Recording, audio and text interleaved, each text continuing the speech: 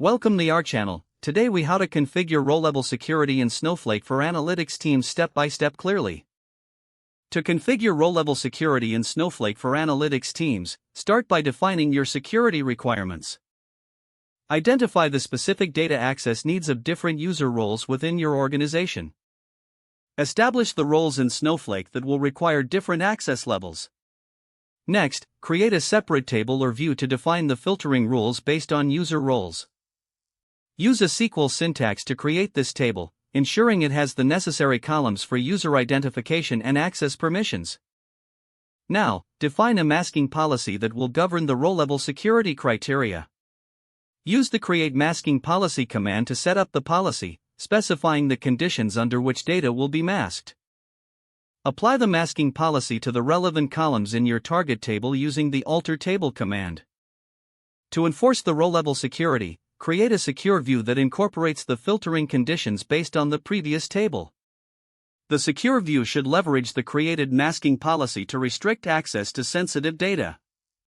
Test the secure view by executing queries under different user roles to ensure that the correct rows are visible. Monitor access patterns by reviewing query statistics and user activity in Snowflake. Adjust the filtering rules and masking policy as needed based on feedback from analytics teams. Document the configuration process for future reference and compliance purposes. Regularly review and update the row-level security settings as organizational needs evolve. If the page does not load, refresh the browser or try again in a private or incognito window. Make sure you are using the correct email address, then retype it carefully to avoid small typos. If your password is not accepted, use the reset option and create a new strong password you can remember. Check your spam folder for verification or security emails, then complete any requested confirmation steps. Enable two-factor authentication if available to improve account security and reduce unauthorized access risk. After signing in, review your profile details so your contact information and settings are accurate and current. If you see an error message, note it down and try again after restarting your device and internet connection. Log out when you finish, especially on shared devices, to keep your account and payment information secure.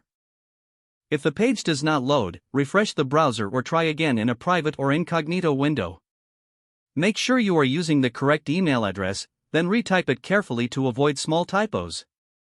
If your password is not accepted, use the reset option and create a new strong password you can remember. Check your spam folder for verification or security emails, then complete any requested confirmation steps. Enable two-factor authentication if available to improve account security and reduce unauthorized access risk. Don't forget to like this video and subscribe to our channel for more step-by-step tech guides.